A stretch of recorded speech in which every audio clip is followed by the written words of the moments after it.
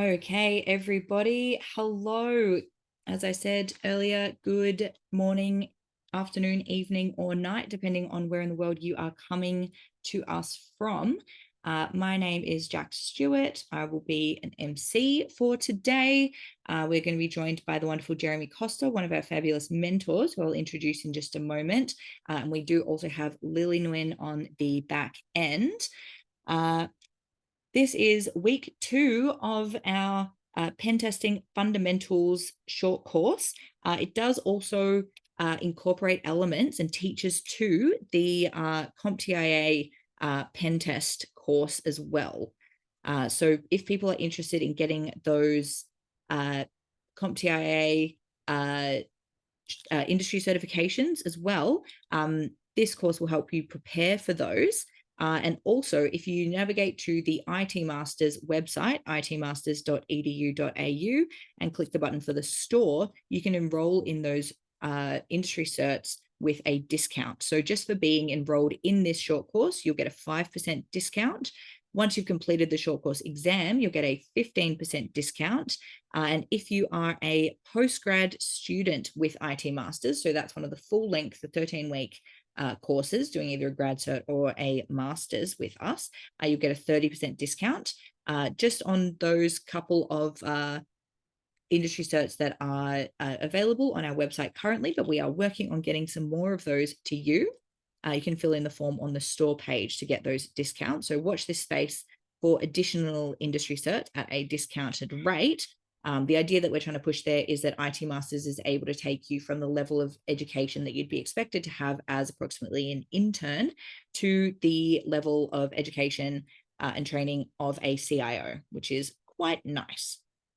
So just a really quick little bit of housekeeping here as well.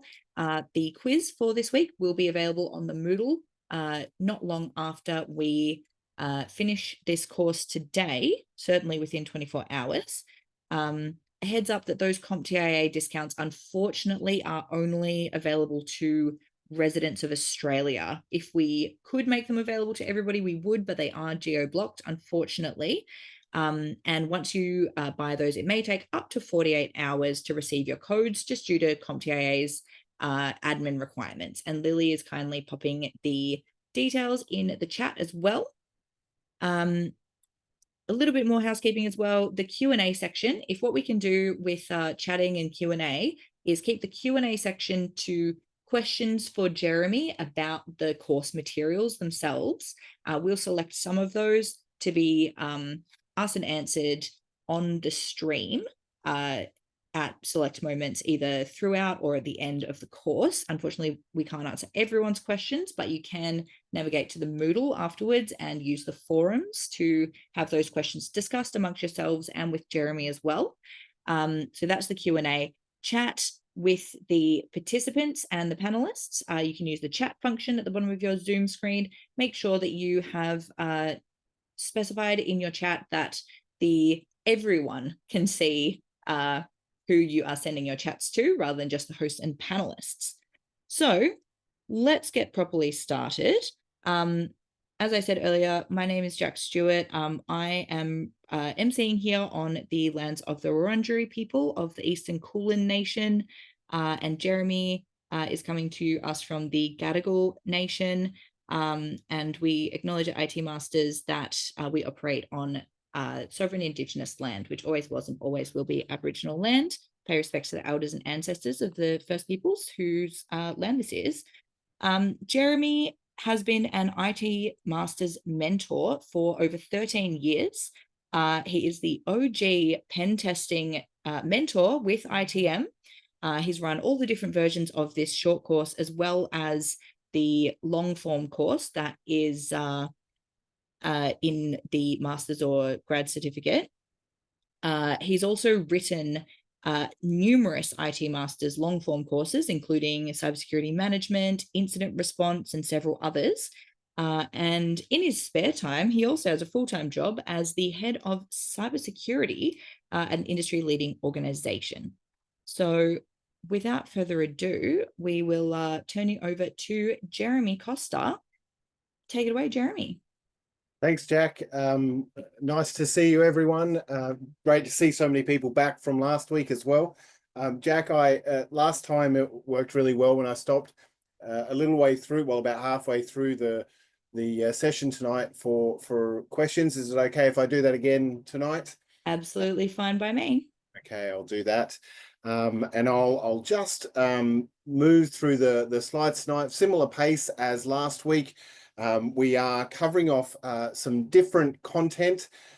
So last week we really talked about, and I'll go to the first slide, but last week we talked about the fundamentals of pen testing, the basics around scoping, around customer engagement and the quality of the pen testing work. But we also talked a little bit about open source intelligence, where we started to get the information about the target of pen testing without actually touching any of the infrastructure from the target, and making sure that we have a good understanding of what devices, what networks, and what hosts and servers and laptops and social engineering, what was all in scope for the pen test. So this week we're going to talk a little bit about, well, we're going to expand on that and move to the next stage, which is all about discovery and enumeration of vulnerabilities and services on the scope of the penetration test. And this usually means, not always, but usually means that the pen testing organization, or the group that is doing the pen testing organization, is trying to discover candidates for exploitation. So weaknesses in the infrastructure that they can use to get into the infrastructure and pivot to further access. So this is all about going through the motions of finding the weaknesses, finding the vulnerabilities, being able to move to that next stage. And usually it's a hosts on a network, but it can be wireless, it can be social engineering, but we see it all the same, as in we're looking for those weaknesses. We're looking to get in that extra bit. We're looking to get a little bit of trust, either by a system or by an individual, to get that little bit further into the pen test.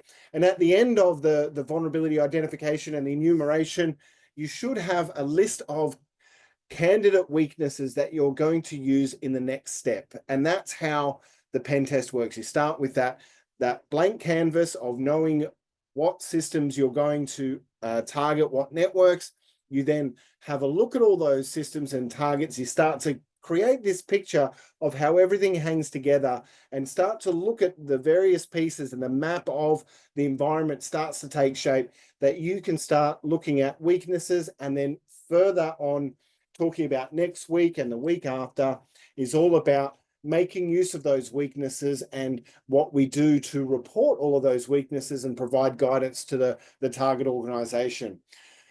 So the first part of that next stage is vulnerability discovery, and we're all very familiar in the cybersecurity industry around with vulnerability scanners, what scanners are out there. Now, typically I'm going to provide a lot of details around open source tools, but occasionally there are such well-established commercial tools that we talk about them as well, because they hold a strong position in the industry. And then one of those is the vulnerability scanner Tenable, or Nessus. We'll remember Tenable being the company, Nessus being the product, but the different cloud services that make up that service and the local service is all about scanning systems and finding vulnerabilities. Now, scanning could mean over the network, it could be an authentication scan, it could be by an agent. There's all different ways of doing that. We'll talk about how that all works in this talk tonight. The next one is OpenVAS. That's the open source ones. This is the one you'll find on Kali Linux. It will be baked in. It's quite memory hungry, so you've got to have a bit of room to run it, because it loads up all its modules, much like Tenable and the other products. And it has a front end called Greenbone. So that is a tool that you can use, put in some IP addresses, put in an IP address range, and say, go and find me all the vulnerabilities. Now, that is as automated as this gets. Like this is something that you can script to go and look all the time if you're an internal pen tester and you're regularly doing these things, but it also is very chatty on the network. And I've seen organizations who have jumped into this vulnerability scanning have driven a whole lot of network traffic into the environment and actually caused outages. And then the organization said, well, the vulnerability scanning is more dangerous than the vulnerabilities, so we're not going to do it anymore. So be careful with these tools. They do generate a lot of traffic. They do interrogate a lot of devices. It's important to use them with the right caution. The next one is Nexpose from Rapid7, another commercial one. This again can go through and identify some of the differentiators between these tools is how they report. Some of them have nice kind of drill down interactive menus that are cloud-based. Some of them, like OpenVAS and Greenbone, might spit out a report at the end that you can print off a PDF and hand it to someone. So there's all different ways of reporting this, and there's a lot of kind of development and time spent in the commercial products actually getting the information that you want to the right people. Because it's, and we'll talk a bit more about it, but it is the trick in a large organization to understand where the vulnerabilities are that you actually need to act on and then prioritizing that. There's no use finding a whole lot of medium level vulnerabilities, fixing all those up, and you haven't dealt with the critical vulnerabilities that are sitting on an external web server. So we have to prioritize this output. So we've got a whole slide about how that works. So I'll keep moving on. Other vulnerability discovery, I touched on this last week, but Nmap scripting engine, Nmap NSE, is just a fantastic tool for that targeted. I have a particular vulnerability that I'm trying to find, like the Eternal Blue, or even the one that CrunchyBot used, or MSO4 0411, I think. So the LSAS one. So there's all these numbers that are attributed to vulnerabilities that the vendor, when the vendors find the vulnerability, they name or they number the vulnerability depending on the year and the number of vulnerability that was found in sequence. So the one that was found for NotPetya was called Eternal Blue, and it was MS07001, I think, something 010, I think, MS070, MS17010. So they have all of these thank you, Nick. They have all of these kind of numbers going on, but to know which are really very I guess dangerous are those ones that are high and critical and are actually weaponized. So someone has gone out there, built an exploit, and for this MS17010 out there is scripts, there is attack software plenty that someone can use to actually attack those. For some vulnerabilities that are really very difficult to weaponize, sometimes there's no exploitation for them, and there hasn't been a successful one. So they theoretically can be exploited, should probably be patched, but if they're not internal facing, then is it really a big risk? And this is part of the conversation that goes on with the penetration tester. As they find the weaknesses, they've really got to decide, what do they rise up to the top? What do they put into their report that has the recommendations in order of priority? What do they put at the top of their recommendation report? And also their findings by severity. So some things you want to make sure that they are actually vulnerable, rather than just being something that needs to be updated and will eventually get updated, but isn't actually a risk. So it's all about a risk-based approach. Some of the scans that we have, passive scan, this is something that might sit on the network, on a network tap, and just watch traffic go by. I've seen that have some fairly interesting results, because a lot of the traffic these days is encrypted. TLS and IPsec have really kind of made a lot of that traffic hidden to the observer on the network. A network tap is a network port on a switch that will give you all of the traffic that is on that switch. So getting a network tap on a core switch, you get a lot of the network of the network traffic of the organization's network, and you can try and identify vulnerabilities in there through passive scanning of just monitoring the packets as they go by.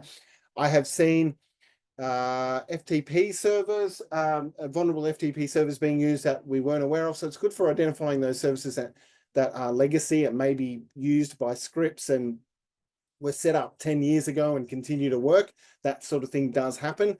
So having that passive scan is helpful. There's active scans as well. This is the scans that actually go and interrogate the device. So imagine you've got a Linux box with an Apache web server on it, and it's got your intranet on it. So it's your intranet server for your organization. You can get your Open VAS or your Tenable, put in the IP address, hit scan. It will try all of the different modules it has, and a module might be for Apache. It will interrogate Apache, say, which version are you? And as the version comes back to the scanner, it looks at its database and says, hey, that's version 2.4.8. That has a significant remote code execution in its struts module or something similar. So this active scan actually goes out and interrogates the device across the network. There's also authenticated scans. This is where you have a device that is on the network, say maybe a network router or a Windows device or a Linux device, and you have a service account on those devices that the scanner can log into and interrogate the device off the command line or through a module, through an agent or something like that. Well, the agent's a little bit different. The authentication scans actually authenticate into the machine in a network device. It'll probably be through SSH or Telnet. Through Linux, it'll be through SSH. Through Windows, it might be through RPC or through PSExec even. Some of them I've seen do that to authenticate to the remote procedure call service and be able to interrogate the device there to find out versions and to find vulnerable things. So that's a different way of doing it. I've skimmed over endpoint detection and response, but it's probably worth talking about that vulnerability discovery can also come from endpoint detection and response. So we've got the likes of Defender, of CrowdStrike, of quite a few others. There's the Sophos one there that is quite a good one as well, and there's one that I'm trying to think of that I can't remember at the moment, but they're Sentinel one. Thank you, Ron, and Carbon Black. Yes, we have all of these tools now that actually bring in vulnerability modules as well. So yeah, Elasticsearch has got one too. Thanks, Mark. And so all of these Entrenmicro, thanks, Sam.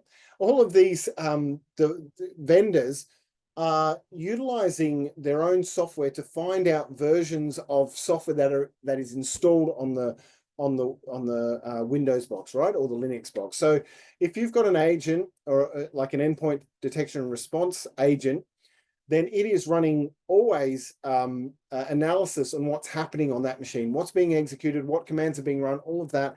And it can gather so much information that it can catalog all the software that is installed on that device. And if you have a look at the Microsoft Defender portal, the security portal for Microsoft, and you look at all your Windows boxes that have Defender on them, if they're enrolled into that, that gives you an absolute trove of constant information. It doesn't rely on a scan that goes out there and comes back on a weekly basis, so you don't have that lag. It keeps an accurate running tally. There is some lag, of course, but the accurate running tally of what is vulnerable and what is not vulnerable. So it's a different approach, but also very helpful, and it's good that it comes along with EDR because you kind of can consolidate your tools, which is great. Until they kill all your servers, Craig. That's right. I was going to bring that up, July 19. All right. Yeah, and client computers. Indeed. I think they've recovered fairly well from that, to be honest. Yeah, both market-wise and technology. We're all hoping. All right. So we've got this vulnerability scanning going on, but what are we actually looking for? What are we trying to find? We might get vulnerability information on operating systems. When you're starting to look as a pen tester at these environments, you're really very interested in what you can access over the network. This network view of the computer tells you what you might be able to attack over the network. If you don't have any jurisdiction or any agent or any authentication or privileges on the operating system as the pen tester, not as the system administrator, but as the pen tester, you really don't know what is on the box yet. You don't know if it's got a weak Acrobat or an old Internet Explorer or a Firefox that is vulnerable. You don't really know that kind of information yet. So, and it's also difficult to exploit. So if you're looking at the network view and this say it's a server and it's got an Nginx web server on it that's vulnerable, that is exploitable over the network and very useful for the pen tester. But if this server has got a version of OpenOffice on it that is very old and vulnerable, how do you get that server to run an exploit for OpenOffice over the network? You've kind of got to dupe an operator of that server to open a document on there, and that gets quite complex. You're bringing in social engineering, you're trying to figure out who that person is. There's a whole lot of things in there that don't actually make it that feasible. So our scan targets quite often for a pen test is anything that we can get over the network. Same thing with the network equipment. You've got the scan target where you are taking a network view, easier and more likely that you're going to target a vulnerability over the network than something that's on the box in the network equipment. So say there's a SNMP setting that can only be changed on the box to allow access. That's going to be more difficult than finding a vulnerability across the network. So often we are looking for things that are available across the network. And let's be honest, that is how all of these network attacks occur. All these cybersecurity incidents occur. They're trying to find things that they can manipulate from across the other side of the world, particularly with us in Australia. It's the nation states and the ransomware gangs outside of Australia trying to manipulate, break into, operate and control our environments all the way from the other side of the world. So it's a lot about operating over the network. When you're talking about trying to get an on-the-box view or getting on an operating system vulnerability with a piece of software, you're really getting into the realms of social engineering. And that might be the first step into an organization as you start phishing and social engineering computers that are being operated by staff members. Like this is an invoice that you haven't paid yet, pay it now, or we'll send you to debt collectors, that sort of urgency, and then getting them to run a PDF, a vulnerable, or an exploit-ridden malicious PDF to work on a vulnerability, and then you've got access to that box. But once they land, they are going to be looking for things over the network. That is how it's going to work with that lateral movement. So they're the scan targets. We also are looking for web API. We're looking for virtual machines, hypervisors. Hypervisor admin interfaces are notorious for vulnerabilities, and they're also difficult to update because you've got to turn all the VMs off or impact or move them to another host before you reboot the hypervisor. So often that stays for a very long time. And what's worse is when hypervisors don't get updated quickly, they get out of support. So you all of a sudden have this big technology debt where you have vulnerabilities, vulnerability list as long as your arm and a patch list as long as your arm, and to get up to a non-vulnerable state takes weeks of patching and cycling and testing, maybe months. And sometimes you get so far out of the back door, you need to get professional services from the original vendor, and then they won't support you because you're out of end of life. So it's all can get quite difficult if an organization is not staying on top of their patching.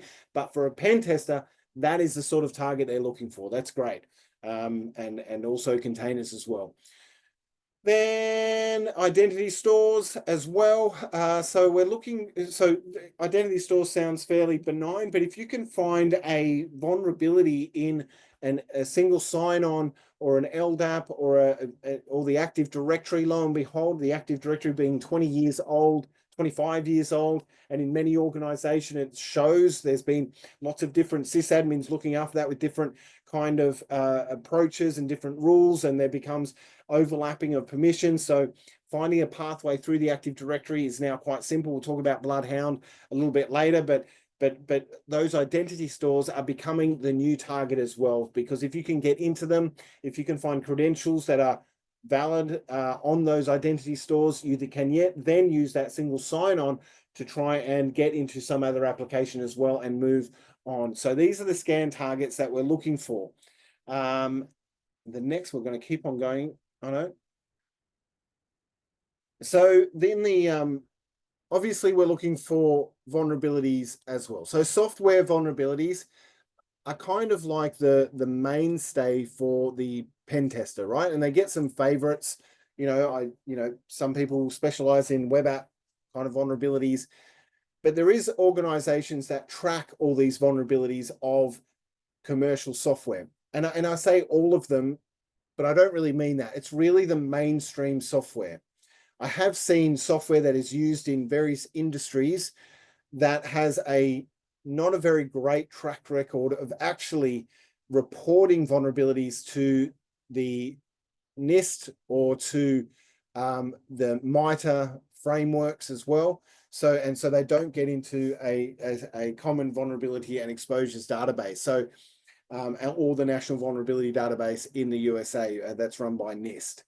And that is a bit of a problem because then that doesn't make it into the vulnerability scanners. It becomes like a closed vulnerability, one that is not made public, and can actually impact software. So just because you've scanned software doesn't mean it's free of vulnerabilities. In fact, more than likely there are vulnerabilities in that software that just have not been discovered yet, or have been discovered but not been disclosed to those bodies that track those vulnerabilities in the industry. So just be aware of that none of this stuff is ultimate fact. And often when they find a vulnerability in something like in Apache or in Struts or in SendMail is a great one. They find a vulnerability, then they find a whole class of vulnerabilities. So it kind of keeps on hitting. And the stuff that's been kind of hitting the news recently, I know that some of the Avanti stuff has been pretty bad, and some of the Fortinet stuff and even Palo Alto stuff has been pretty bad in terms of vulnerabilities, specifically for security tools. So it's just because it's security tool doesn't mean it's secure. Also, some of these gateway tools like the FortiGates have had a bit of a bad track record in the last couple of years. I have to say Fortinet's doing their best to patch those and to reach out to customers and make sure there's limited exposure, but it's still a very big challenge. So a lot of these vulnerabilities, particularly the ones that make the news, in this National Vulnerability Database. But what you can do if you're going through software and you're thinking about installing software, you can have a look at its history as well. So say you're going to kind of put in some analytical software on a computer, you can go to the National Vulnerability Database, you can look up the software, let's say it's called Data Analysis View, and Data Analysis View will have a whole history of its versions and the vulnerabilities that are associated with it if the vendor has disclosed those to the right bodies. Yeah, so it's an interesting situation. From a pen test perspective, they're more interested in vulnerabilities that are exposed than all of the vulnerabilities on the network. So this is when you start thinking like the attacker, there becomes a very thin slice of the vulnerability pool that you're really very interested in. You're interested in things that are, again, exploitable over the network, are going to give you a shell, or are going to give you the next bit of information about users and passwords or system information, and that can be used for something next. Not all vulnerabilities are created equal like that. So when you're often defending against these sorts of attacks, you are thinking of exposure management over vulnerability management, or in some cases they call it hazard management, because it's a hazard to the machine rather than or hazard to the organization rather than a weakness of the machine. So we shouldn't really be trying to solve all weaknesses and all vulnerabilities in the organization. We should be prioritizing the fixing of weaknesses for those that are going to create an exposure for the organization, which is another way of saying it's risk management. So that's what you're looking for from a pen tester perspective. You're looking for those candidates that can be used in the next stage of your pen test, and that you will find, get more information out, get a bit deeper in, get a bit more access, and be able to pivot from. This is also what the attacker will use, and that's what we are trying to identify. If you can pinpoint those ones, prioritize those ones, put them in the pen test report and say, these are our findings, this is a recommendation, then you have enabled the organization to find out about these vulnerabilities and fix up their weaknesses, which is what the pen test is all about. So a bit of fundamentals there, but it's important to talk about vulnerabilities, because often we get caught up on every single vulnerability, but not all vulnerabilities are created equal. There can be a vulnerability that is rated at 10, 10 being the worst vulnerability, and yet it is not reachable by anyone. It is not exposed. It's deep in a network. It's got behind multiple firewalls. It's running on a service that isn't actually, or it exists on a service that's not actually running. So you can't actually make use of it. You've actually got to turn that service on to make use of it, which sort of defeats the purpose. So we've got to think about vulnerabilities in that perspective, so that we spend the time as pen testers recommending the right things, recommending those things to get that done. So I hope that makes sense. I'll get off the soapbox now and we'll move on. So some of the other things that you might do in your pen test is wireless scanning. This is a great deal of fun. I don't know if everyone remembers war dialing and war chalking and things like that when you're going and looking for wireless networks. But there's been a whole lot of different vulnerabilities in wireless. I haven't included the WEP stuff. The wide equivalency protocol had some pretty bad vulnerabilities in it. That's mostly, I don't think you see too many WEP encrypted devices anymore. Has anyone seen any WEP wireless devices in their travels recently? I have not. Most of it is WPA1, WPA2, and WPA3. And yes, thanks, John. Again, it's terrific. Some of the tools here, the old one is NetStumbler. Kismet is a goodie as well. There's all sorts of tools in Kali, and they're getting more sophisticated. You need a wireless card that can go to monitor mode. There's been many of those. I remember when the laptops had PCMCIA cards, we used to have D-Link and Orinoco cards that we could get into monitor mode, but not all of them could do that. These days, some of the TP-Link ones, or I've got some here, or the Alpha ones, like the old school green ones, were good for the monitor mode and wireless hacking.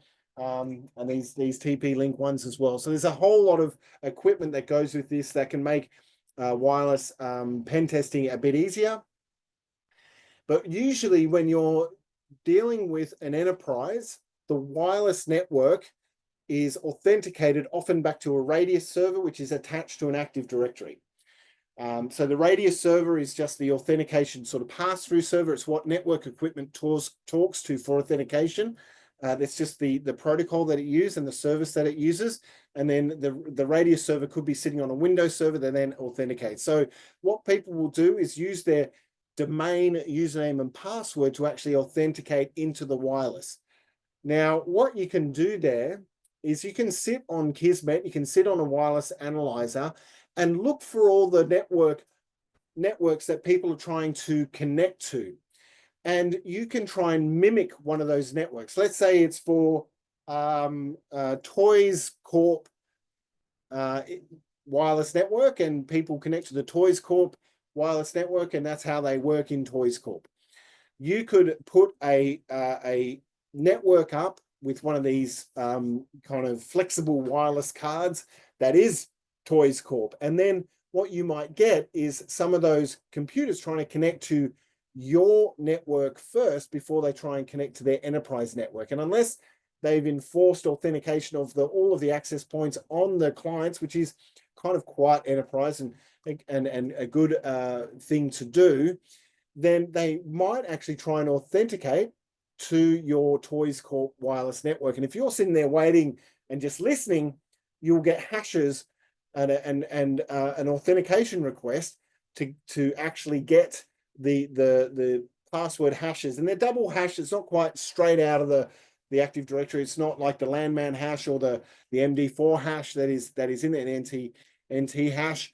No, it's a little bit more complex than that, but that gives you something to crack. That gives you something to throw into Hashcat and try and get a password out of. And then if you get that password, you can figure out the email address, and they don't have MFA on their M365 or their Azure portal, you might be able to use it in the next stage, or you might be able to call up a help desk and try and imitate them, have some sort of password, or get to a portal that doesn't have a password. The worst thing that might happen is that you might have no MFA on a VPN, which is diabolical these days. That's just not acceptable, because that is the key path in. If then you allow a pen test to get through on the VPN, they are on the internal network, which would just be incredible. So yeah, so really amazing stuff to play with there. WPA 1, 2, and 3 all suffer from these types of attacks, but not, they're getting better and better over time and harder to crack. But essentially you need strong passwords. And I'll say not just strong passwords, but passwords that haven't been leaked into a data dump of some sort, or a password list of some sort. We know there's billions of username and password in big credential dumps. You don't want to use your corporate password elsewhere, because then you're relying on a company that you provided your password for, an organization, to keep that password secret. And we know that has not been a good experience. So using a password manager where there's different passwords for different services is a much more suitable approach, a much more secure approach. You can say what you like about password managers, but managing them without that is pretty difficult in this day and age. But the point there is that the attacker is looking for, and the pen tester is looking for, those accounts that are in credential dumps that might be used against wireless, might be used against the portal, and also if they're able to get a word list that they can use against if they've got a credential dump there's a bunch of passwords from your organization, they might try and use that against credentials that they've grabbed from the wireless. So that's quite sophisticated and a bit of a drawing in, but this is what the pen tester might be thinking about to make sure the attacker can't get through.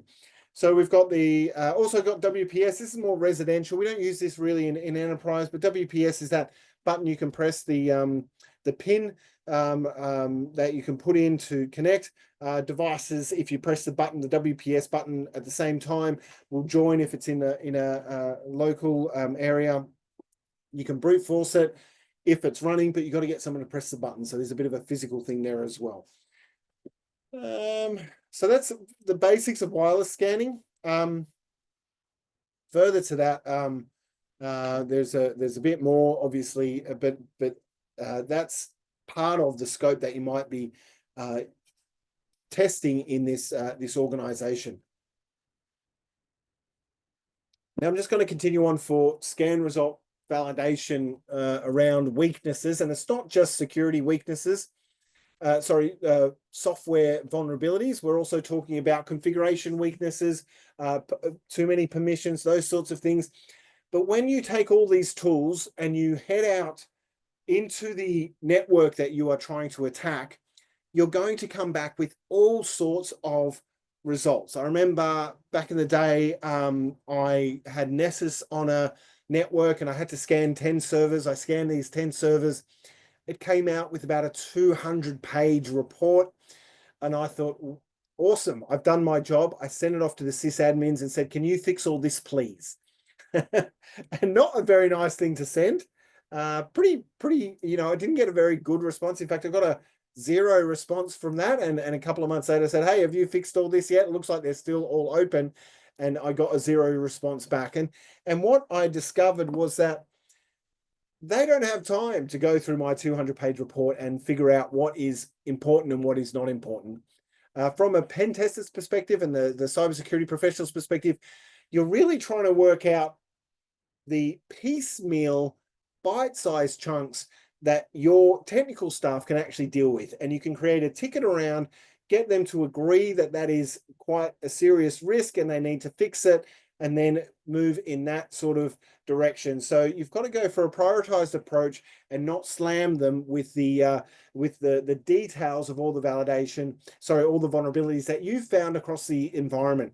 This is the same for the pen tester. They have to be cognizant of the resources that the organization has. If you give them a 300-page report with all these findings in, and it's not prioritized, and it's not, do these first, do these second, do these third, or it doesn't have that kind of information with it, it's going to get thrown out. So what do we need to do is go through those findings, find out what is true positive, what is it that is actually a problem. So a true positive is, a true negative is one that turned out that it says you might have had a vulnerability here, but it's the wrong version. That's a true negative. Well, it's not a version. We don't get too many of those. True negatives just are not.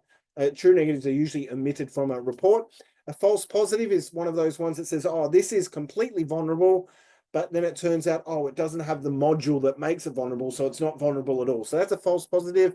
And a false negative is obviously that same thing where it says, well, there's a service on here, but we notice it doesn't have the module, so it's not vulnerable, but it turns out it does have the module, so it is vulnerable. So that is actually harder to find because you trust the vulnerability scan to be accurate that way. It doesn't happen too much, but certainly something that needs to be considered.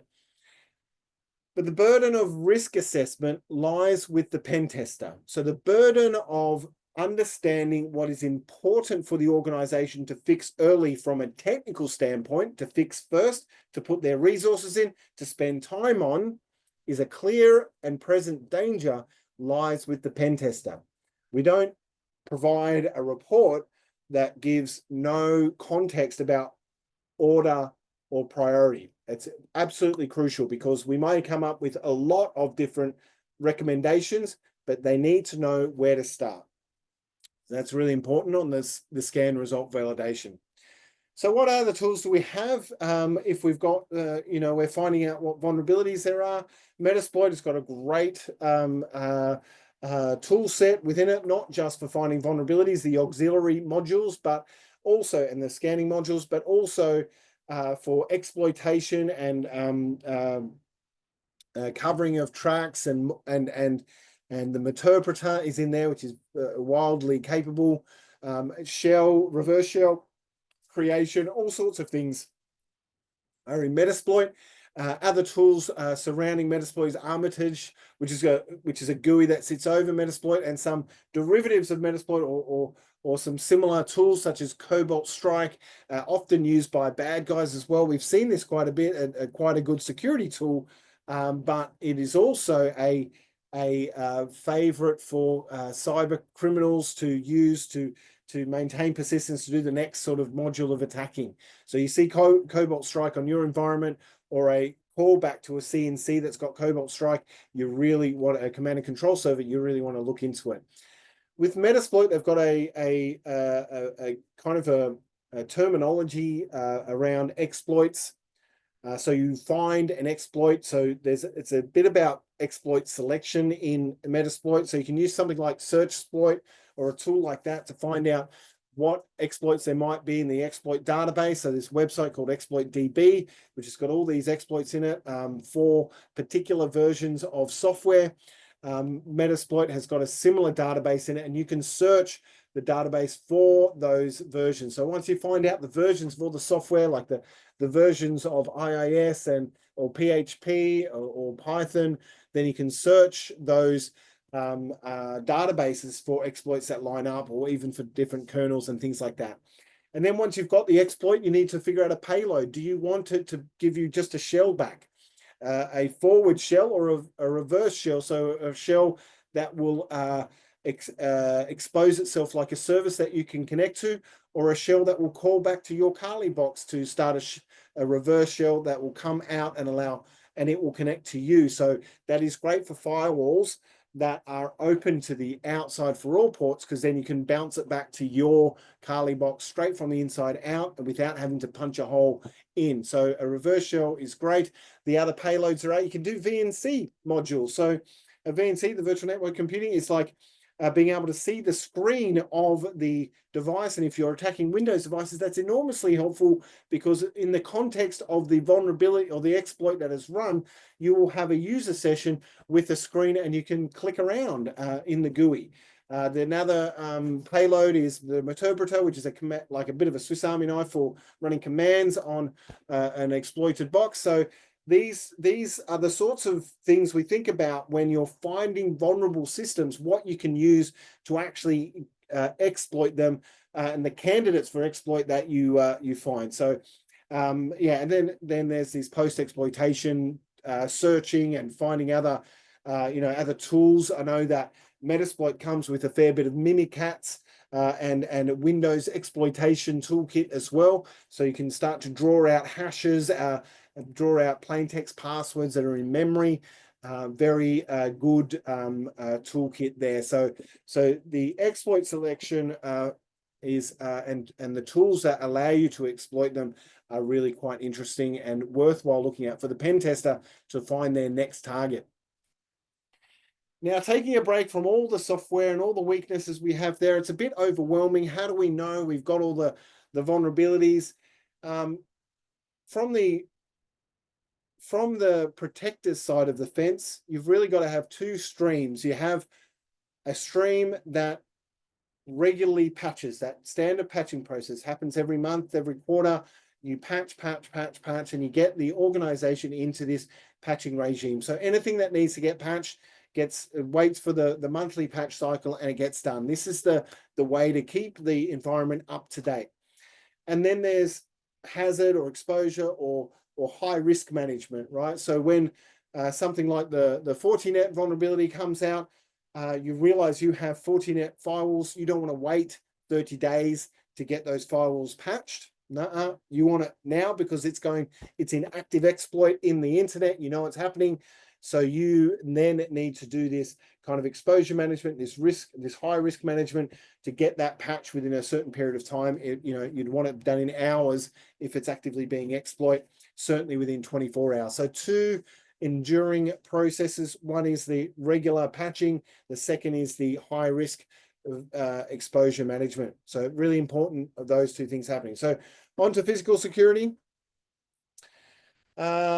This is important as well. Often we still, we don't have a zero trust network. I think often zero trust implies that you don't trust anyone, but really what it means is no implicit trust. When you walk into a building, just because you're physically present shouldn't mean you are trusted or your device is trusted.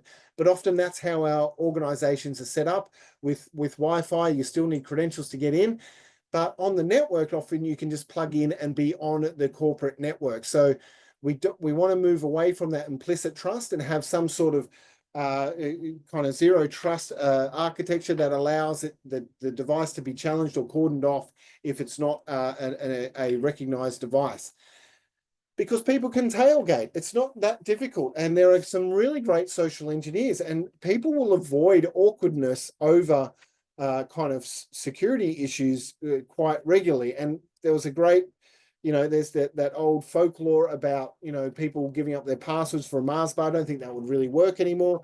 But really, in an office situation, most people want to be liked. So they want to actually help people through doors, allow them to get them to do their work, and get them to a place where they're being helpful. I mean, that's the social etiquette. So tailgating and piggybacking are very helpful, and don't forget shoulder surfing as well. In the oh, really, Marcus? That's a bit disappointing. They really do work in the modern organization. So it's important to have a good site survey, understand your out of hours fencing, your motion detection, your cameras. They're good to test them from a pen test perspective with USB drops that try to run code, like the rubber duckies and pineapples and being able to get wireless devices into the environment so you can connect in that way. That's quite tricky.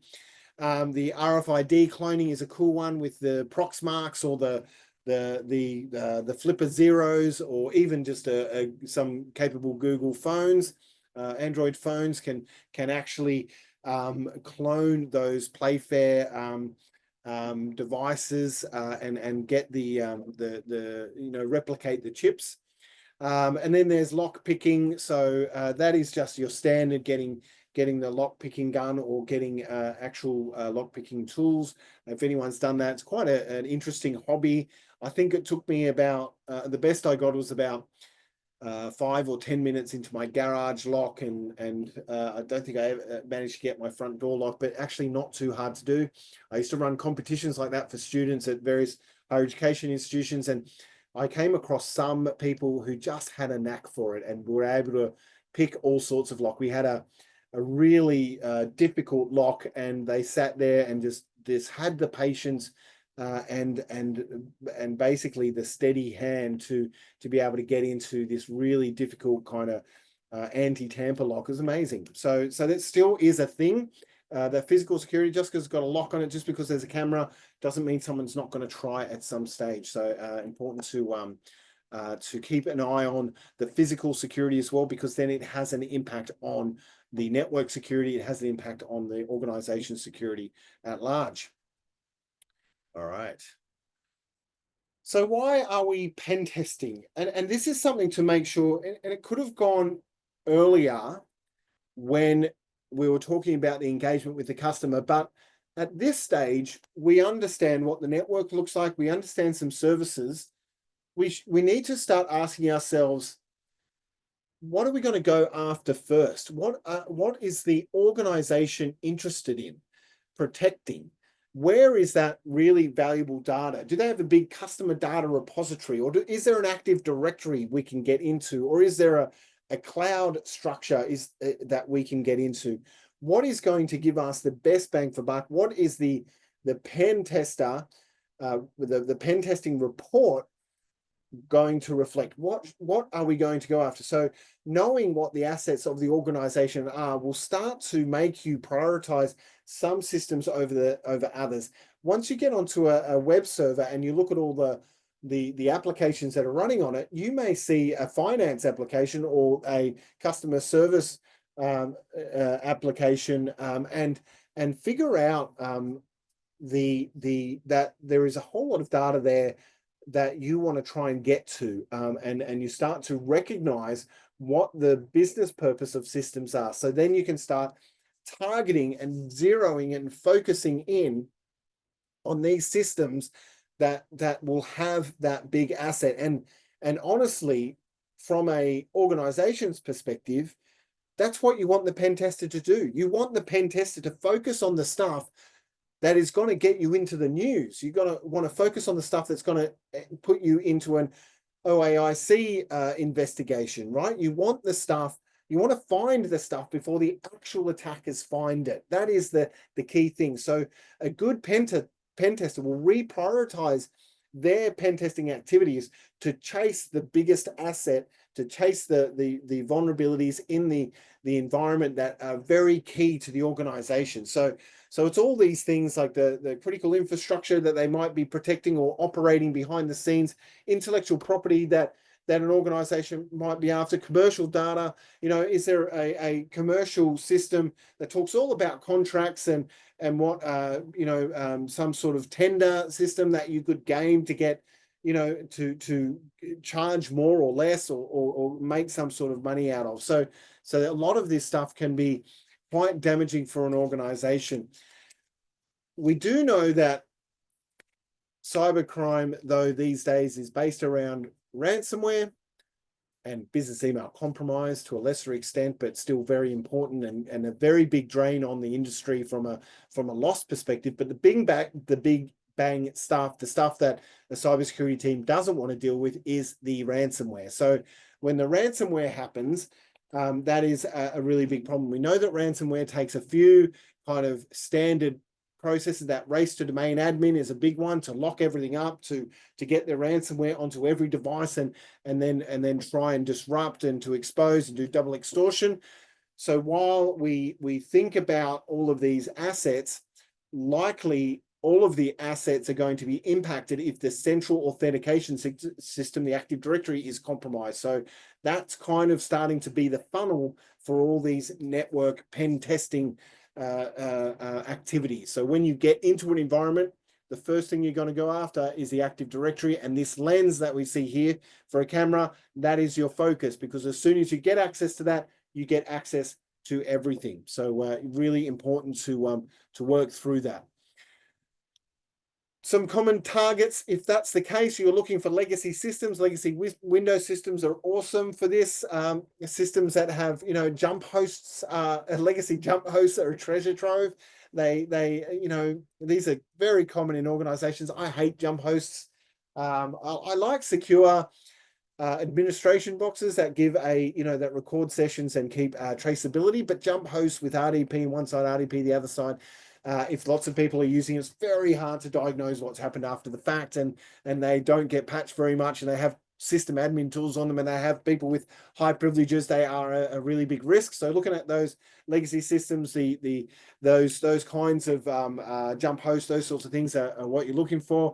The stuff that is end of life, that doesn't get patching, you think that doesn't happen anymore, but things get prioritized in an organization. Things get forgotten about. Some organizations don't have the budget to go and upgrade everything and keep it within a patchable state, and some just put firewalls around it and keep it there until it dies its own death.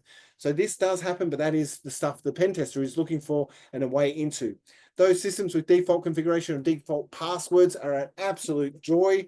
So default passwords on video conference equipment, on medical devices, on cameras, wireless cameras, CCTV.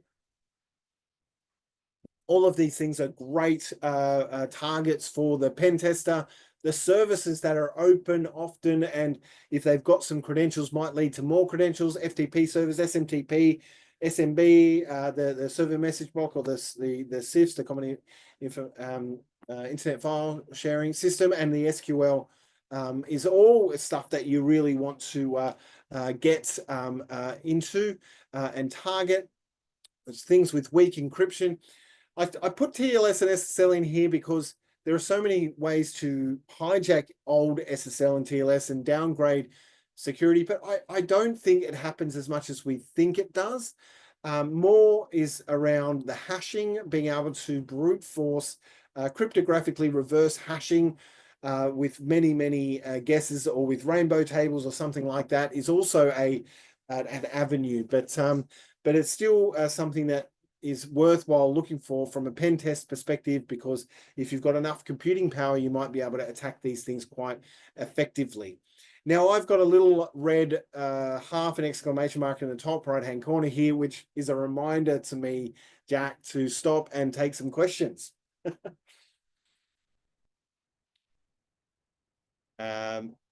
Yes. Yes, is that all right? Sorry. I know I scrambling for the you got me halfway through a sip of water, and I was scrambling for the unmute button. No problem. Sorry. All right. No Yeah, we've got a few questions. Would you like me to pick some, or would you like to choose some relevant ones to answer from can you see them? I can't see them actually. I don't know Not if a they just don't problem. have them on, but if you just select some, that'd be great. I will. Some of these short course topics I have a little bit more knowledge of, but pen testing is not really one of them. So, my limited experience, I'll try and find relevant ones. Yep. Michael has asked, what are the most popular frameworks that could be used for managing cybersecurity tests in industry and in your experience? Yeah, so the frameworks that are applicable, we actually covered last week. There's the open systems testing framework, testing methodology manual, and there is a bunch of standard ones, like the OSCP's got a good standard one. There are the NIST security testing publication that they've done as well. So I would go for those ones that are coming out of the United States and out of the UK. We've got some good guidance from the ACSC as well. So there's plenty of frameworks out there to, both community run and from the government, trying to provide guidance to their industries to make sure that they stay secure. But I'd also have a look at the certifications, like the GIAC, the GPEN, the OSCP, the Security Plus, gives you all of the the steps you go through to make sure you've got the adequate coverage of your pen test. So that's the frameworks I would go to first. But really, I think practically go and do some stuff on VulnHub, find some vulnerable systems, run them up in VirtualBox, get some hands-on experience, and then you'll understand the frameworks a bit better as well. So I think that's the approach I would take. Great, thank you. Our next question is going to come to us from Rob, who is asking, is there an 80-20 ratio when it comes to pen testing tools, i.e. what few are the 20% of tools that give the 80% of good results? So I wonder if that 80-20 ratio is applicable in pen testing. And I suppose that you've probably somewhat answered that in the previous question, but I guess it's probably a little subjective as well. Yeah, no, it is. And it depends on the target. You'll get more specialized with the tools as you go further down the pen testing and you are targeting particular systems. So you might start, you won't get past the pen test without doing an Nmap or a vulnerability scan using those sorts of tools. Then you're into the Metasploit. Those are the types of tools that are very kind of flexible and applicable to a large array of systems. But as you get closer to kind of web or API, you'll head into Burp Suite and open OWASP Zap and things like that, and even particular tools for kind of Drupal or Joomla, and some kind of scripts and smaller modules of tools as well that will make it so it branches a bit when you get more specific, but on the whole those ones that we've talked about are the kind of the 20% that give you the 80% of the benefit. But really, to get good results, you just got to keep going and get more refined and more specific as you go, I think is probably the answer. Right. And I suppose somewhat related to that as well, we are being asked by Joel, is there a risk with target prioritization to develop tunnel vision and miss potential targets? And if so, are there ways to prevent this from happening? Yeah. That can be the case, because all of this stuff is time-based if you're not doing it part of a bug bounty, or, well, I guess everything is time-based because you don't want to do it for the rest of your life. But you generally in a pen test engagement have a certain amount of hours. If you're hitting your head up against a brick wall and you get that tunnel vision, then it is, it's the law of diminishing returns, right? You've tried everything obvious, you try arbitrary things, you try a few random things, but then you've got to step back and look at it a different way, or give it to somebody else. Sometimes working as a pen test in pairs is good as well, because you can bounce ideas off each other, and you have different specializations. But there is a risk of that, and you're still on the clock. You're getting paid for time. So from a pen tester's perspective, getting that tunnel vision and prioritization is more about making sure you're staying true to the purpose of the pen test, to be able to get access to those key assets, but also balance it with not getting stuck. Yeah. Great. That sounds fantastic. Well, I think it's probably, just for time reasons, it might be a good idea to move on. Sorry to people who haven't had their questions answered. We'll have some time for some more questions towards the end. But if we are not able to get to yours, feel free to add that as a forum topic and discuss amongst yourselves and with Jeremy on the Moodle. Terrific. Thanks, Jack. And I did find my way to Q&A. I realize it's that extra button down there in the menu, and I didn't answer Don's message, but I know Don. Hi, Don. Good to see you in here. All right.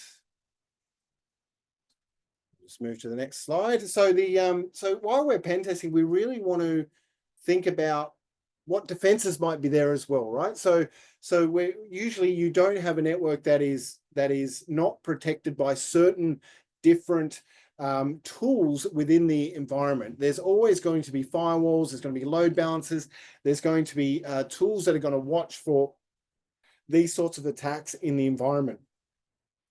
So there's a lot of consideration going into burning your bridges as an attacker, right? So an attacker, like a ransomware gang member who's trying to get access to the environment, doesn't want to set off all the alarms so the security people wake up and fix it, right? They don't want to do that. So they've got to be aware of, the load balancer that has got a web application firewall that is hooked up to an alerting system or is going to block a certain attack, and they're trying to figure that out.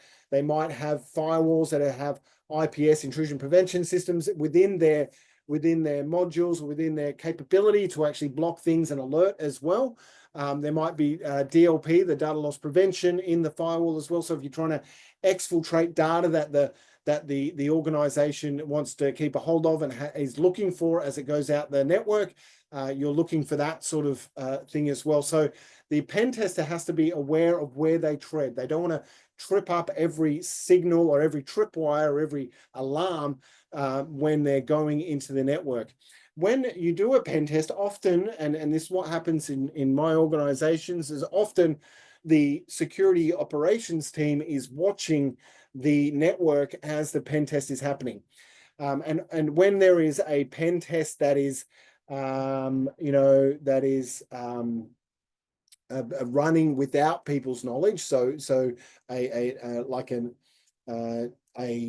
pen test without warning or without knowledge, and you're actually testing the response as well of the blue team, of the incident responders, then you're hoping that they will trip things up. But there's techniques that we have, like we're talking about the PowerShell ones, that are like living off the land, which are using tools and facilities within the organization to actually hide the activities. Now, that is difficult to do, especially if you've got an organization that's got a well-funded and a well-resourced security team, and they are watching for things. Most attackers are hoping that they don't trip something up and are hoping that no one is watching when these things are occurring. So it's really important as security professionals that the pen test is thoroughly scrutinized in the security event logging and monitoring systems after it's done, so you can add events and add triggers for alerts in that you want to know about. So sometimes that's the only time you're going to see these things fire, is when a pen test occurs, and that hopefully that is the case. Then there's SOAR as well. So the pen test has got to be aware of SOAR, which is that security orchestration and response and automated response. Okay, I got it. Sorry, a bit of a dry throat.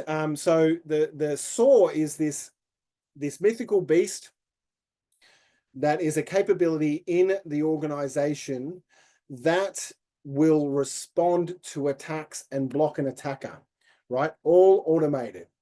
That scares me a little bit as a security person, because the top kind of purpose of security is to keep the business running and to protect the business. And if the business is blocked because of an automated response to an attack, and it's overzealous, or it's a false positive or something like that, then they're going to get that stuff turned off or rolled back, or it's going to give security a bad name and erode trust. So the attacker, you would have to go, quite heavily to make something like this happen.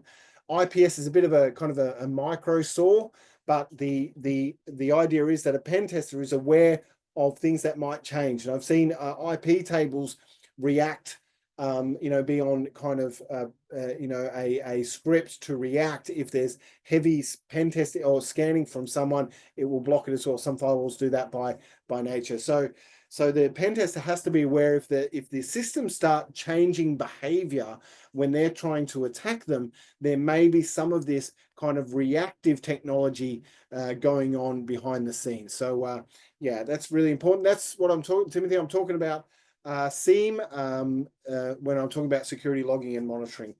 I guess it's a bigger environment, but SIEM, yeah, is the system, the analytical system itself, and the dashboarding. But the security logging and monitoring is the whole kind of security log delivery, parsing, and delivery into analysis as well. All right, now scripting and automation for a pen tester is really very important. We've talked about this a little bit in the last session, but being able to create your own tools and automate processes and analyze data with PowerShell, Python, Ruby, and JavaScript is all very helpful. PowerShell is particularly good because it's on every Windows box. Python's on pretty much all Linux, so is Ruby, and JavaScript is sitting on websites. Being able to use those tools when you're going into them is really very important. And making sure that you are able to manipulate these scripts to get everything working and stay under the radar is a great skill for the pen tester to hone. Drilling down to PowerShell, and I've been talking about Active Directory a little bit, but I think that this is where pen testing really needs to go. It needs to go to lateral movement testing. There's kind of two phases for an attack. One is get a foothold in the environment, get a foothold on the network in a laptop or a server or a web application with a web shell or through a FortiGate. So that gaining access, often sold to a ransomware gang from a access broker. So the access broker goes around trying to get into all different different networks, has honed that skill, gets access, goes to a marketplace and says, I have this access. Who wants to buy it? They've got these sorts of utilities and things. You can see some of these things being traded on the dark web. So when they get onto the network, they then want to live off the land. They then want to use the tools that are there at their disposal so they don't trigger off all of those network defenses. So we've got these systems that are built in PowerShell. We've got this PowerSploit, which is there's some GitHub projects that exist still, but some of them have gone defunct. So have a look around there. But PowerView is the more modern one, does Windows domain enumeration, so it figures out what's in the domain, and often you need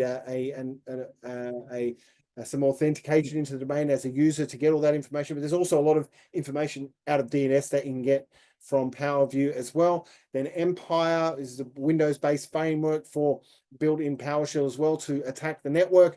There's PowerUp SQL. This is a PowerShell hacking tool that targets SQL databases. So these utilities can run where PowerShell is allowed to run. You bring the modules with you and you can load them up. And then AD search, which is separate, which utilizes LDAP, the Lightweight Directory Access Protocol, to enumerate the Active Directory. So again, you need to have a user account on that, but if you can get that, then you can enumerate all the Active Directory, and that goes for Bloodhound and Sharphound and those tools as well. So really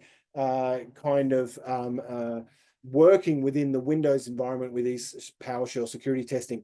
And often the attackers will find out all this information, get some credentials, move through the environment, and use your own tools like SCCM to deliver malware, deliver their ransomware to the endpoint. So that is terrible. Using PowerShell for that is something. Using your own tools to get it out there is also diabolical as well. But certainly if they've got owned the environment, they can do all that remotely. Oh, thanks, Andrew. Appreciate that. Then there's Bash and Python. Going into, we're using PowerShell on Windows, but we usually use Bash and Python. We use a lot of Python in the network space as well. Sorry, in the Windows network space as well. I'll call out the responder tool here. Bash is the default Linux command shell, which is what you land on when you get into Linux. And it's got all these tools for searching files and manipulating directories and things like that in Linux. It's because it comes from a sysadmin background. So it's that sysadmin tool that allows all of this manipulation. A lot of the scripts that run kind of Monero mining when they get access to the device all run in Bash because it's common and it works mostly everywhere. For Python, we've got this more of an attacks toolkit. You can use Python in packet to extract hashes from a Windows system or even the Active Directory from the SAM database and be able to then start cracking them. You've got Scapy as well and Responder. Responder is quite significant. Responder is the tool that allows you to intercept name resolution on the network. So someone goes, oh, where's the proxy? You say, hey, I'm the proxy. And then they say, well, I've got to authenticate to you. I'm going to send you my credentials. And you go, oh, thank you very much. Now I've got a hash, and now I can either pass that hash or I can try and crack it and get the password. So these are tools that are built in Python that are highly sophisticated and targeted at Windows machines, but will be running in your Kali Linux installation. So these are all tools that are used to get that information for the next stage and find out those weaknesses in the network environment. There's also tools that will do some of this simulation for you.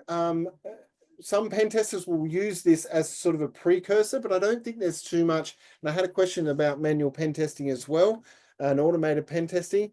There is tools that will do this automated testing, the Atomic Red Team, Infection Monkey, Caldera, Attack IQ. These systems will run up allow you to run through tests for standard types of attacks, much like running through a crisis exercise to get used to giving someone CPR. That's the link to the to the picture. Having a crash test dummy like an attack simulator in this case, and be able to run it from an internal team, is actually really quite helpful. If you have one of these tools, you might be able to back off some of your pen testing or reduce the scope of, and get a little bit of benefit there, particularly if you can run the attack simulation whenever you want. So that's a possibility if you've got a large a large attack surface. And it also might be something that the pen tester will use to speed up their discovery, to kind of get rid of all the low-hanging fruit to start off with, and provide and get some more information without going to do a whole lot of legwork. And then we're on to web applications, and we do source code analysis, log review, because sometimes there's passwords in logs as well, authentication logs and whatever. Web traffic interception and manipulation. From a pen test perspective, we are trying to intercept traffic to an application and be able to respond back with modified response, so that we understand what the application is doing. We can understand the injection attacks, which we'll move on to next. So two tools that do that most, we talked about them, mentioned them last week, is the Burp Suite, excuse me, appropriate timing, and OWASP Zap from the OWASP organization that comes off of the OWASP Top 10. And the OWASP Top 10 are all about all of the weaknesses that can happen in an application that you are looking for as a pen tester.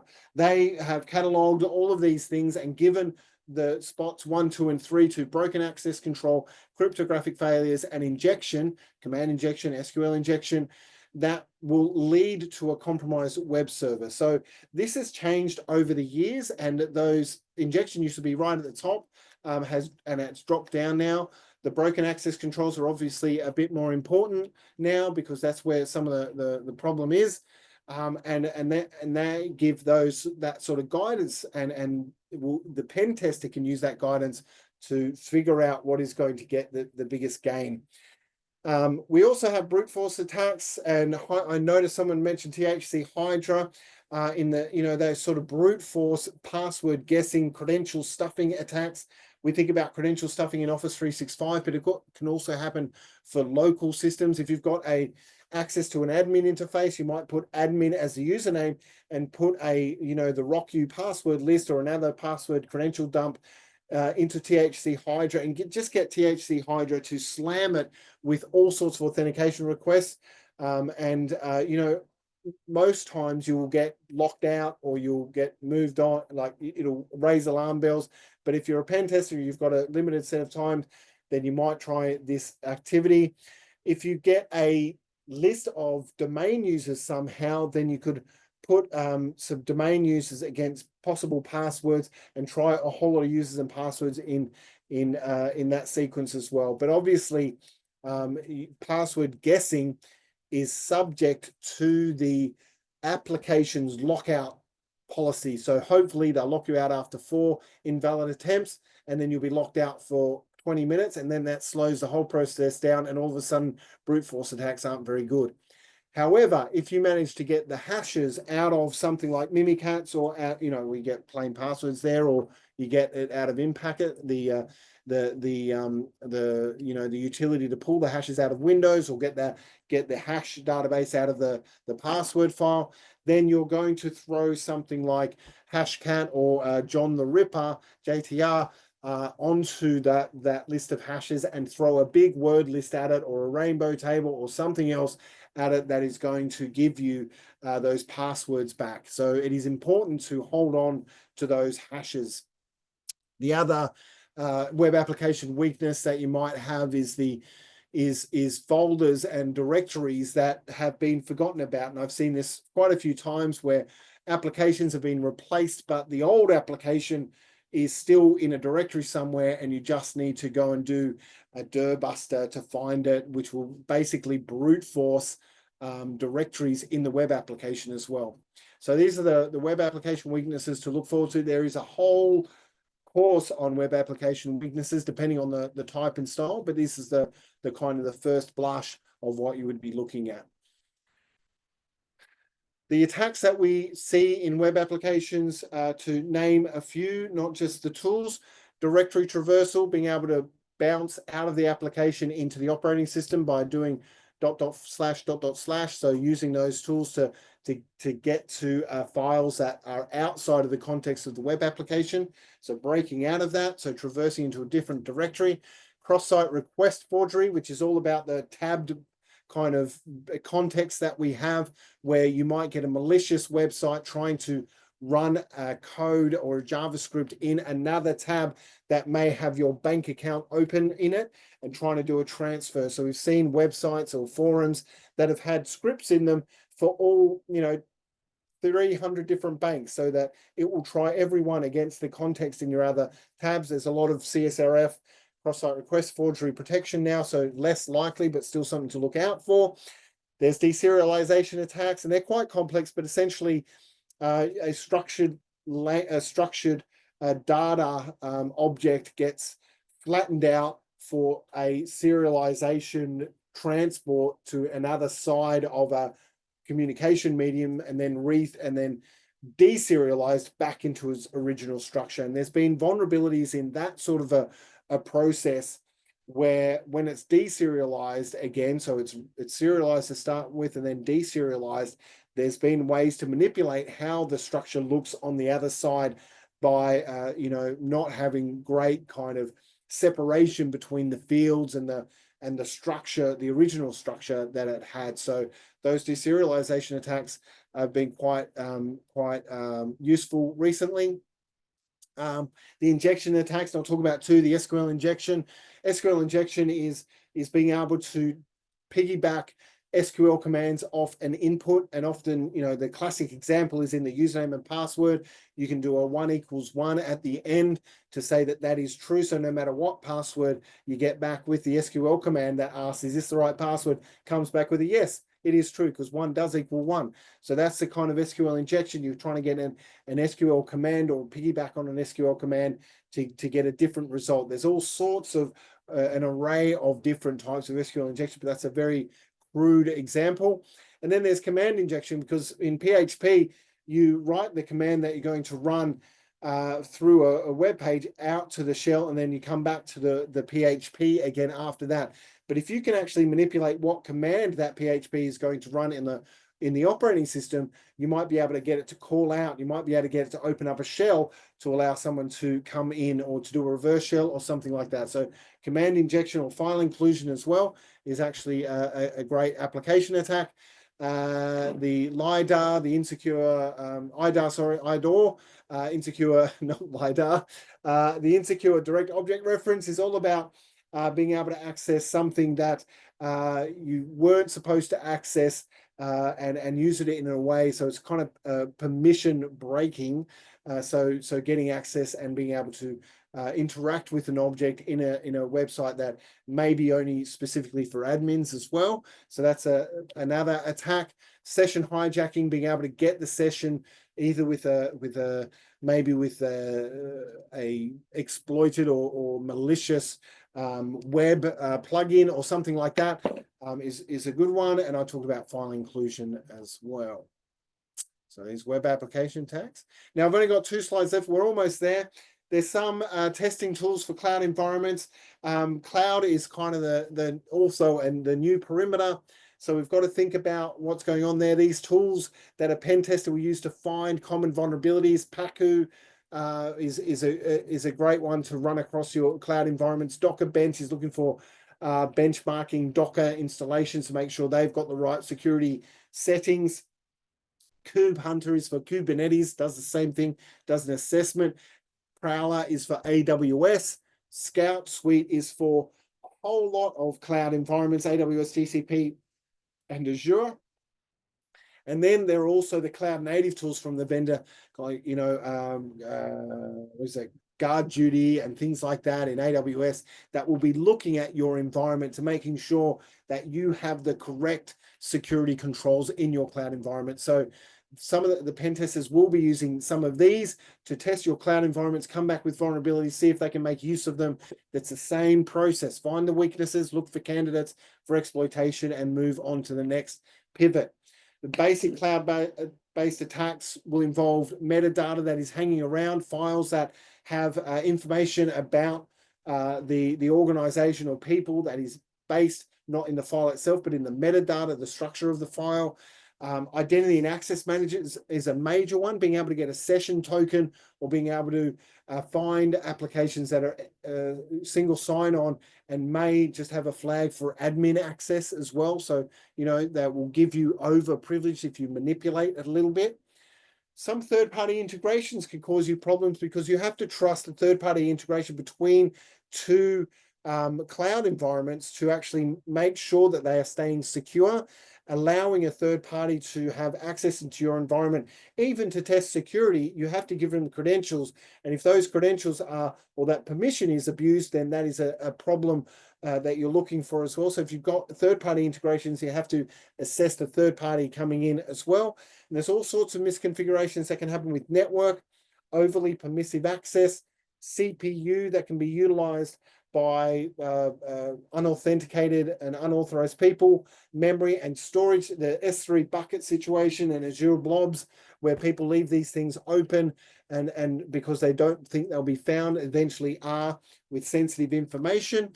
And then the we have image manipulation. That's not like the image of clouds that I have there. It's actually the image that is going to run up a system is actually the image that we're manipulating. So you might manipulate the OS for the standard image for that organization. They run that up and all of a sudden they've got that kind of extra shell or extra bit of tool that beacons out and does a reverse shell, and then you're compromised as well. And then finally, trust relationship abuse. If you are trusting another cloud provider to integrate with your on-premise, then maybe there's a pathway from the cloud provider back in. There's this trust relationship that can be abused if one of those parties is not secure enough.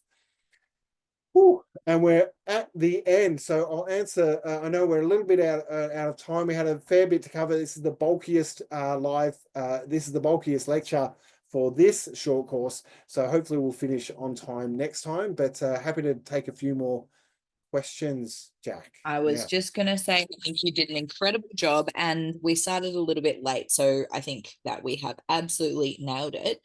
If you are able to see the Q&A and you'd like to select your own open questions, you certainly know a lot more about what's relevant than I do, because this is not an area that I know basically anything about. Yeah. I'll take Don's question. Don Tibbetts asked, where do you start if you're just a black box scenario? Or is there really not a realistic scenario? How to rank the risks when you haven't found them yet? Now, black box is useful if you want to know what is actually out there and what an attacker's real view is, but it does take longer because they have to do a lot of searching, a lot of and they have to search the same places and have the same access. So I think I prefer when you have a gray box or a white box, you provide a lot of information to the pen tester. They can get to the nitty gritty, find the bad stuff really quickly. and that stuff could have been found by the bad guys anyway. But it is it is realistic scenario, and that is the approach taken. And if you haven't found the risks yet, then you cannot rank them. So it's important to be able to give the pen tester the tools and the knowledge to be able to find as many risks as possible, so that you can bring them to the organization and have them support spending money to fix them, just plainly. Yeah. I'll go up to the, I'm just going to have a quick look. Proof of concept vulnerability sufficient to be weaponizable. I think a proof of concept exploit asked by Tim Hyde is often weaponizable or weaponized already. So when you have a proof of concept for a vulnerability out in the wild, that then means that that vulnerability is exploitable and is a very significant danger. So when we talk about this, let's go for the Avanti vulnerabilities that have been on the kind of remote access tool that they've had recently. When the vulnerabilities turned out to have a proof of concept associated in the wild, everyone then had to rush, because everyone was a target who had that running on their system. So yeah, that is sufficient to be weaponizable. And I reckon just for time, I would say maybe one more question. Okay.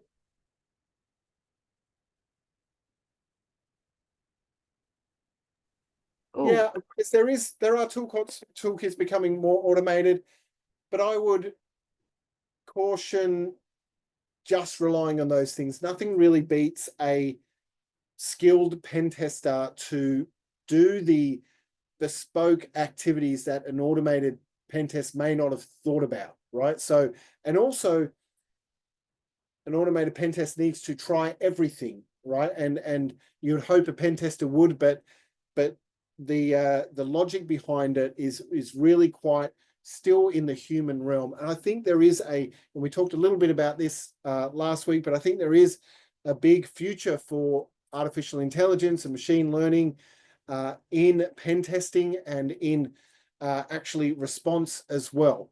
But at this stage, we don't let the AI make the decisions. When we're ready for the AI to actually make the decisions about exploitation, we want to be keeping a very close eye on it, I think, because there isn't a human logic behind it if they go too far or they cause damage or they get into somewhere they maybe shouldn't have.